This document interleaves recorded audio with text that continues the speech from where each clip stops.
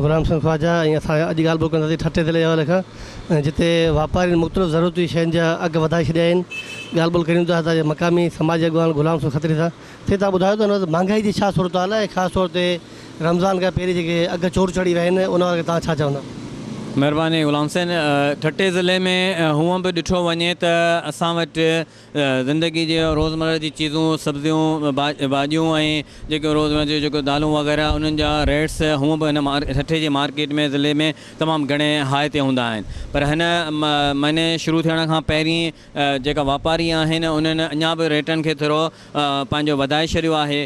जॾहिं त असांजे ज़िले में ख़ुदि इहे भाॼियूं पोखियूं थियूं वञनि त इहे हितां खां खणियो कराची थियूं वञनि, उतां खां बाद में वरी असां वटि मोटी थियूं अचनि। त इहो जेको अचणु वञण जो जेको थिए थो उन में उन्हनि जी कास्ट लॻे थी ऐं इहे उन्हनि जा अघु वधी था वञनि। पर उन में आम माण्हुनि जो त को अहिड़ो ॾोह त न आहे जो हरू भरू जेको आहे सो एतिरा रेट वधाए ऐं माण्हुनि खे जेको आहे सो कयो वञे। हूअं बि असांजे ज़िले जो जेको ईअं ॾिठो वञे त पर कैपिटा जेको इनकम आहे माण्हुनि जी उहा तमामु घटि आहे ऐं इन जे करे मज़ीद जेकॾहिं इहा महांगाई जो सिलसिलो रहियो त इहा वधीक उन्हनि माण्हुनि जी माहिशी हालत खे कमज़ोर कंदी ऐं माण्हुनि खे साइकोलॉजिकल बीमारियुनि में मुब्तला कंदी। ॿुधायो त जेका इंतिज़ामिया आहे उन कहिड़ा उपाउ वरिता आहिनि? अञा ताईं त जेको आहे इंतिज़ामिया त असांखे किथे बि ॾिसण में कोन आई आहे। हूअं ईअं थींदो हो जो रमज़ान खां शुरू थींदे पहिरियां ई नाले मात्र जा जेको आहे सो इंतिज़ामिया हिकिड़ा पंफलेट पेपर छपराईंदी आहे जेका दुकाननि वारा डिस्प्ले कंदा आहिनि, गाॾियुनि वारा डिस्प्ले कंदा आहिनि त भई हे रेट्स आहिनि हिननि ते। हूअं त रेट उहे क़ाबिल क़बूल उन्हनि खे न हूंदा आहिनि पर डिस्प्लेड हूंदा आहिनि छाकाणि त उहो उन्हनि जो डपु हूंदो आहे पर हुननि ते उहो अमल कोन्ह थींदो आहे।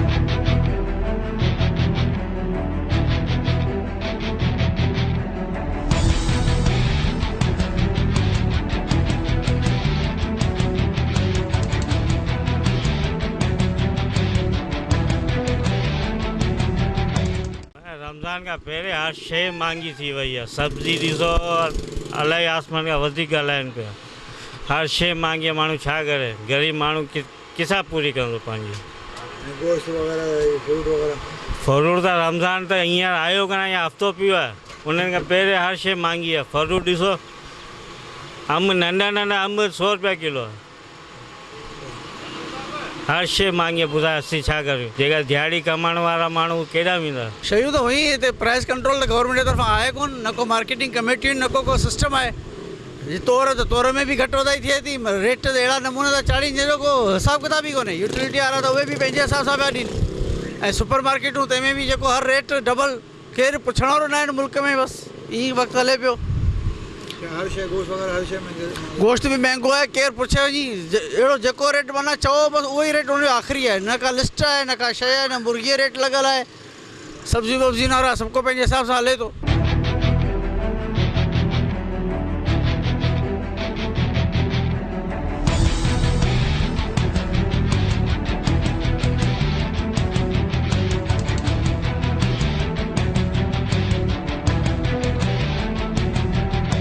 अटो महांगो आहे, सब्ज़ी महांगी आहे, अंब महांगा आहिनि, केॾा ग़रीब वञनि। मच्छी जेकी साफ़ महांगी आहे। रमज़ान अचे तो गवर्नमेंट को रिलीफ कोन्हे, कुझु बि कोन्हे। मंथली वठनि पिया उन्हनि खां बाक़ी छा कंदा? हर शइ मंथली खां सवाइ हले कोन्हे। हल तूं मूंसां दुकानदार खां पुछ घणी शइ आहे। हर किलो जेको 5 रुपया किलो, 20 रुपया किलो, 30 रुपया किलो अंब लॻा पिया आहिनि। सब्ज़ी त अने खां महांगी आहे, मच्छी उन खां महांगी आहे। हा माण्हू केॾा त वञे, ग़रीब माण्हू छा वठे? जो 5 रुपया वञो मज़दूरी ते खायो, उन्हनि खे ॾेई छॾियूं पोइ जड़ायूं तेड़ासीं वठो फिरूं पिया। साईं बाज़ार जो तमामु हिन वक़्तु जेको सो कंडीशन जेका हले पई, इलाही असां ग़रीब माण्हू जे हवाले सां तमामु हर शयूं महांगियूं थी वियूं आहिनि। असांखे हिन वक़्तु जेका कंडीशन लॻे पई, में बि इफ़्तारी जे अलावा असांखे वॾा प्रॉब्लम्स वग़ैरह जो क्रिएट करणा पवंदा, या जहिड़े हिसाब सां असांजी हींअर बजट हले पई ऐं लाइट जे हिसाब सां बि इलाही प्रॉब्लम थी विया आहिनि। रोज़गार लभे कोन ऐं तमामु जेको सो सिंध हुकूमत इलाही मुश्किलातूं जेको माना पेश करे छॾियूं। साईं हिकिड़ो रेट बीहे ई नथो न हुनजो, को रेट हिकिड़ो फिक्स रेट आहे कोन। हिन वक़्तु अगरि तव्हां मालूम कंदो त तव्हांखे 250 में मिलंदो, वरी ॿियो ॾींहुं थींदो तव्हांखे 350 में मिलंदो। को हिकिड़ो फिक्स रेट ई न आहे जो हिकिड़ी आवाम उन शइ ते पुॼी सघे, या आवाम खे हिकिड़ी प्रॉपर हिकिड़ो तरीक़ो ख़बर हुजे त अॼु असांखे इहे शइ सही रेट में मिलंदी या न। रेट जो त को साईं हिसाब किताब कुझु बि न आहे। ख़बर कुझु बि नथी पए त हीअ शइ असांखे केतिरे में मिलंदी। महांगाई त तव्हांखे ख़बर आहे चोट ते चढ़ी वई आहे ऐं ज़्यादातर जेके सस्तियूं शयूं आहिनि ऐं उहे तमामु ॾींहं ॾींहुं एक्सपेंस थींदो वञे। न टमाटो हिन वक़्तु रेट अलाए किथे पहुतो आहे, जेके बि साई सब्जियूं आहिनि सभिनि जा रेट हींअर इलाही हाई लॻा पिया आहिनि। हाँ, तव्हां पाण ॿुधायो त ग़रीब आवाम वीचारी कहिड़े पासे वञे, दाल बसर ते गुज़ारो कयूंसीं। जब तक रमज़ान आएंगे उस वक्त तो महंगाई उरूज पर पहुंच जाएगी। ये डीसी साहब को या कोई कंट्रोलर अथॉरिटी है उसको काम करना चाहिए, महंगाई के ऊपर कंट्रोल करना चाहिए। इस तरीके से काम नहीं चलेगा। आप मीडिया वाले हो, आप अभी इंटरव्यू लेके जा रहे हो, अभी आप डीसी साहब आएंगे रेट दे देंगे, उसके बाद फिर वही काम चालू हो जाएगा। गरीबन जी चेल तोड़े छॾी है। दाल खंड हर शइ महांगी थी है, सब्जी बटाटा टमाटा हर शइ जा रेट जेको इन्हनि माना जेकी शइ 30 रुपया किलो हुई वो 60 रुपया 70 रुपया पुॼाए छॾी आहे। अञा रमज़ान शुरू कोन थियो, तोणी इन्हनि रेट चाढ़े छॾिया आहिनि।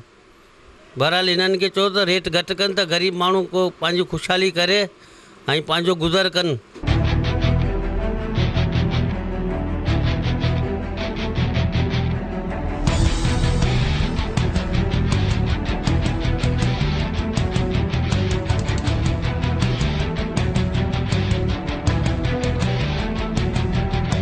महंगाई बहुत है, फ्रूट के और गोश्त के रेट जो है आसमान से बात कर रहे हैं।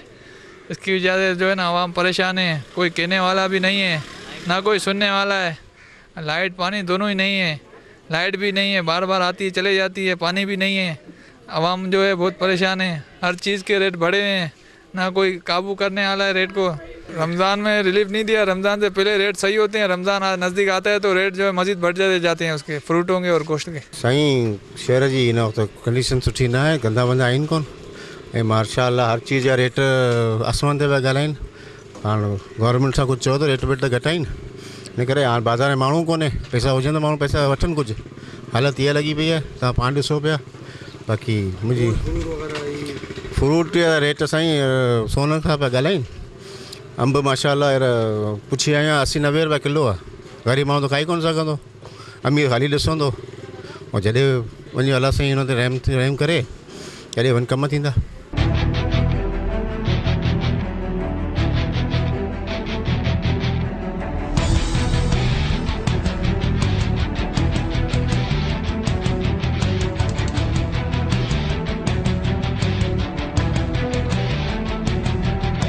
साईं रमज़ान जे अचण खां अॻु में हर चीज़ुनि जो चोट आसमान सां ॻाल्हियूं करणु लॻो आहे ऐं हिते असां वटि इंतिज़ामिया बिल्कुलु माना हिकिड़ी गहरी निंड में सुतल आहे।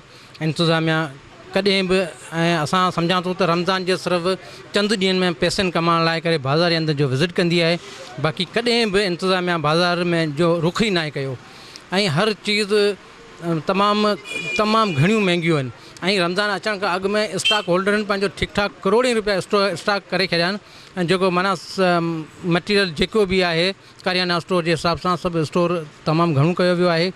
ऐं इंतिज़ामिया खे सोचणु खपे, इंतिज़ामिया खे अखियूं खोलणु खपनि ऐं उन्हनि जे मथे इन्हनि खे अमल दरामद कराइणु खपे।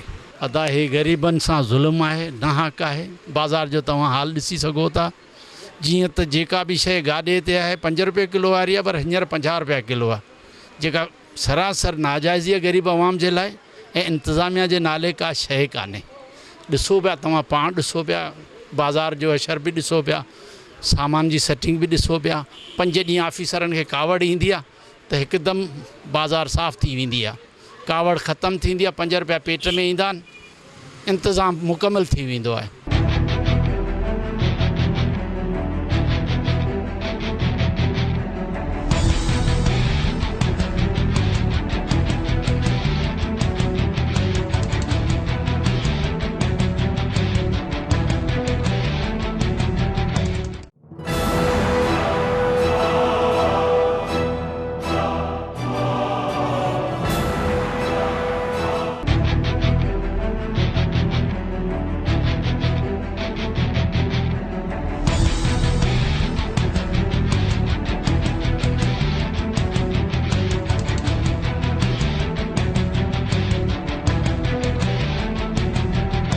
ॻाल्हि ॿोल कंदासीं हितां जे मक़ामी सहाफ़ी हाजन सोलंकी सां।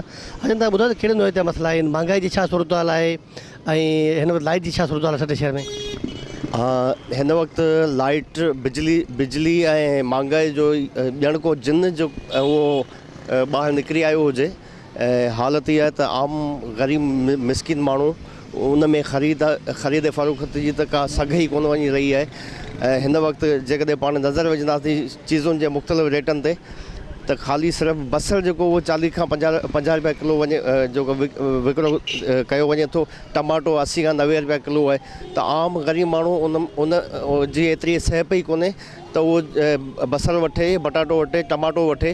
त इहा साॻी पोजीशन आहे फ्रूट में जेको तव्हां अंब ॾिसंदो त 100 रुपया किलो आहे या ॿिया जेके आहिनि माल्टा वग़ैरह उन जा पंहिंजा हिकिड़ा मख़सूस रेट आहिनि। ऐं हिते ज़िले इंतिज़ामिया या सरकारी मशीनरी जेको आहे ऐं उनजो त महांगाई जे हवाले सां त को रोल प्ले नज़र कोन पियो अचे। वापारी आहिनि उन्हनि पंहिंजा मनमानी करे हथरादो शयुनि जा अघु वधाए छॾिया आहिनि। साॻी सूरत हाल बिजली जी तव्हां ॾिसो त 16 खां 18 कलाक 18 खां 20 कलाक रोज़ानो बिजली लोड शेडिंग जेका अणएलानी लोड शेडिंग आहे उन जे करे हिकु तरफ़ माण्हू जेके आहिनि उहे बेहाल थी विया आहिनि त ॿिए तरफ़ वरी जेको कारोबार कंदड़ माण्हू उन्हनि जो कारोबार बि सख़्तु मुतासिर थी वियो आहे। इहा सूरत हाल आहे। त हिकु तरफ़ महांगाई जो जिन जेको आवाम खे जेको जकड़े वेठो आहे त ॿिए तरफ़ वरी लोड शेडिंग जो बहिरान आहे। इन सूरत हाल में आवाम जीअं पोइ तीअं जेको पीड़जंदो पियो वञे। पर साहिब इक़्तिदार आहिनि, मौजूदा हुकूमत आहे या ज़िले इंतिज़ामिया आहे, ग़रीब माण्हुनि खे या मिसकिन माण्हू जेके आहिनि हिन भलारे मुक़दस महीने में उन्हनि खे को बि रिलीफ ॾियण लाइ न को पैकेज जो ऐलान कयो वियो आहे, न वरी लिस्टूं दुकाननि ते या कारोबारी मर्कज़नि ते या फ्रूट जे रेड़नि ते लॻायूं आहिनि जंहिंसां जेको माण्हुनि खे को रिलीफ मिली सघे। मंसूर तव्हां ॿुधायो छा सूरत हाल आहे? रमज़ान जे महीने में ठटे शहर जा माण्हू कहिड़े मसइले खे मुंहुं ॾियनि पिया? रमज़ान जो महीनो भलारो वापारियुनि लाइ ठाहियो इन करे वियो आहे आम माण्हू खे फुरण ऐं लुटण लाइ। हैरत इहा ॻाल्हि आहे ठटे ज़िले जे अंदरि हर नंढे वॾे शहर में महांगाई अरूज ते पहुतल आहे। मुर्गी 300 खां 350 रुपया किलो पियो हले, गोश्त 450 रुपया किलो पियो हले ऐं मच्छी 400 का किलो मथे पियो हले। हिते को बि चेक एंड बैलेंस आहे ई कोन। सूफ़ 300 रुपया किलो खां मथे पियो हले। ज़िले इंतिज़ामिया लिस्टूं त जारी कयूं आहिनि पर उन लिस्टनि जी केरु मालिकी कंदो? वापारियुनि त उन लिस्ट खे रद्दी जे टोकरनि में उछलाए छॾियो आहे। आम माण्हू हिते पिसजी रहियो आहे ऐं जंहिंसां हितां जे इंतिज़ामिया खे को बि ऐं वापारियुनि खे को बि रहम नथो अचे। तव्हां ॿुधायो त इंतिज़ामिया कहिड़ा क़दम खया आहिनि मजमूई जो सूरत हाल ठटे शहर जी जेकी महांगाई आहे उन वाले खां इंतिज़ामिया जो कहिड़ो किरदारु तव्हां ॾिसो पिया? ऐं सम्झां थो मूंखे त इंतिज़ामिया जो त को क़दम ॾिसण में कोन थो अचे थो हिते को खयों हुजे। ग़रीब माण्हू आहिनि जेकॾहिं इंतिज़ामिया को छापो हणे तॾहिं बि कंहिं ग़रीब माण्हू खणी वञे थी जेको उहो फ़र्ज़ु करे जेकॾहिं को 5 किलो को गिदरो विकिणंदो हूंदो या छा जेकॾहिं वॾा जेके आहिनि सामान जिन ते हेॾी वॾी महांगाई लॻी पई आहे उन्हनि ते त को अमल थिए कोन थो। ज़िले इंतिज़ामिया रुॻो ख़ाली ॾेखाव ख़ातिर आहे, अमली को कमु कोन्हे हुनजो। इन करे ग़रीब माण्हू अॻु में हिकिड़े दफ़ा बिजली लोड शेडिंग जे आज़ार में, ॿिए पासे महांगाई जे आज़ार में ऐं महांगाई पोइ एतिरी हद खां वधीक जेको आहे अॻे जेको साॻियो अंब वठंदासीं असीं 40 या 50 रुपया उहो हींअर 150 खां 200 ताईं पहुची वियो हलियो आहे। सूफ़ जेको असीं अॻु में वठंदासीं 120 या 150 200 त हीअं 350 400 रुपया। उन जे भेट में जेका मच्छी अॻे असांखे मिलंदी 200 220 रुपया किलो 400 450 रुपया लॻी पिया। हाणे एतिरे हद ताईं हुननि जेको आहे पंहिंजी मर्ज़ीअ जा जेके अघु मुक़ररु करे छॾिया आहिनि त ज़िले इंतिज़ामिया में त को रोल ॾिसण में ई कोन थो अचे। इन करे हुनजी पंहिंजी मर्ज़ी आहे जेके लिस्टूं हुन हुन ते अमल कोन थो थिए। जेकॾहिं फ़र्ज़ु करे हिकु दफ़ा खणी ज़िले इंतिज़ामिया हुननि ते छापा हणे थी, कार्रवाई करे थी त ॿिए ॾींहुं उहो साॻियो ई आहे। त बाक़ी हुन ज़िले इंतिज़ामिया में उन छापनि मां त को पब्लिक खे त को फ़ाइदो कोन्हे न। हीअं त कमाई जो आहे माना ज़रियो जेको हुनजे वापारियुनि जो पंहिंजे मर्ज़ीअ सां जेके अघु कनि पिया। इन करे इंतिज़ामिया घुरिजे त रोज़ानो बेसिस जे हवाले सां हुननि ते छापा हणे।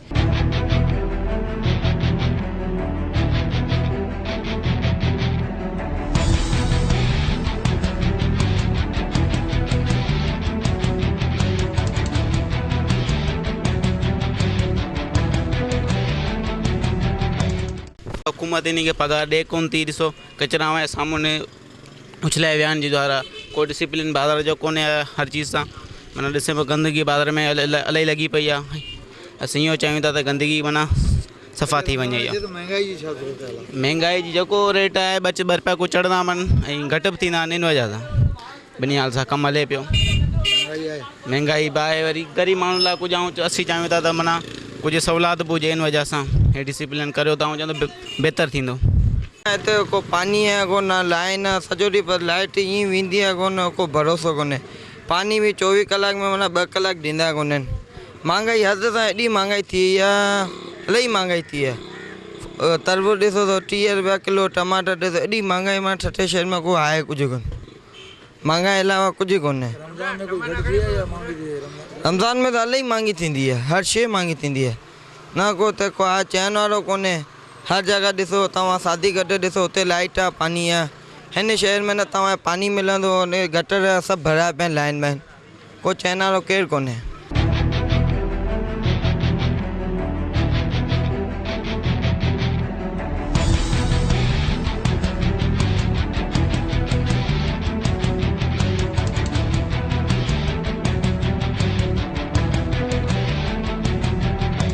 जी नाज़रीन, तव्हां ॿुधो त ठटे ज़िले माण्हुनि खे महांगाई वारे कहिड़े क़िस्म जी मुश्किलातुनि खे मुंहुं ॾियणो पए पियो।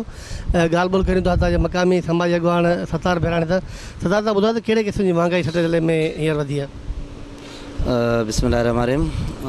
सभ खां पहिरीं इहो आहे त मुंहिंजे ख़्याल में हींअर सब्जियूं तमामु घणियूं महांगियूं थी वियूं आहिनि।